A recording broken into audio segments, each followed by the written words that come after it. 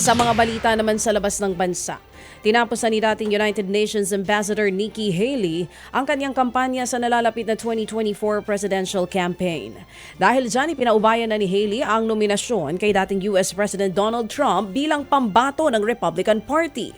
Wala namang direktang pagsuporta si Haley matapos ang kanyang press conference sa kanyang headquarters sa Charleston, South Carolina.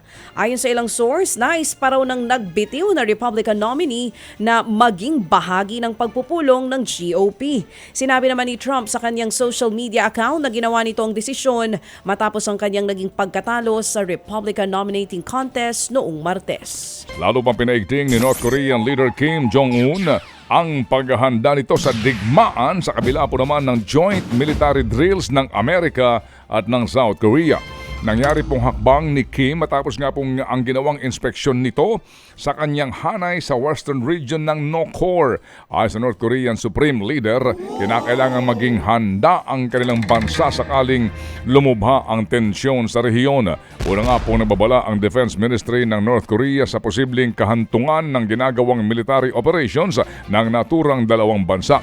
Wala pang nilalabas pong tugon ang Washington at Seoul sa hakbang ng Pyongyang. Hindi naman bababa sa 8 ang sugatan matapos ang walang habas na pamamaril sa Philadelphia, Amerika.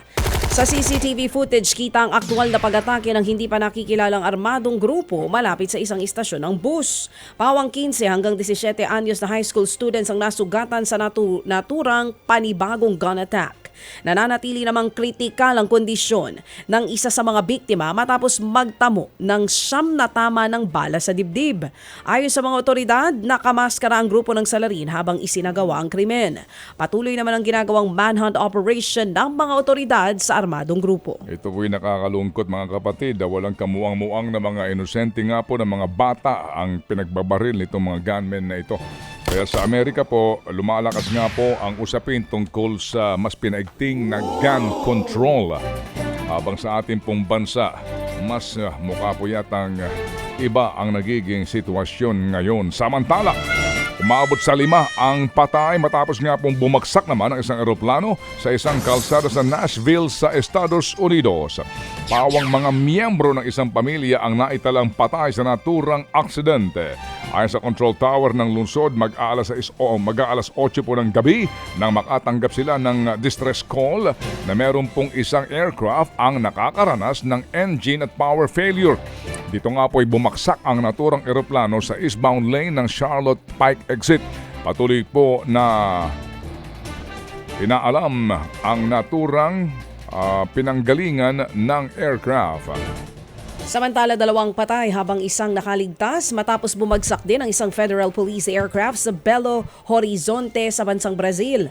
Nangyari po ang plane crash matapos bumulusok pababa ang eroplano sa Pampulha Airport. Patuloy namang nagpapagaling sa ospital ang isang nasagip na biktima. Naglunsad na ng malalimang investigasyon ang mga otoridad sa naging sanhi ng naturang plane crash. Habang nagdeklara naman ng 3 araw na pagluluksa ang Federal Police ng bansang Brazil. Ted Filon at DJ Chacha ngayon nasa Radyo 5 92.3 News FM Monday to Friday 6 to 10 a.m.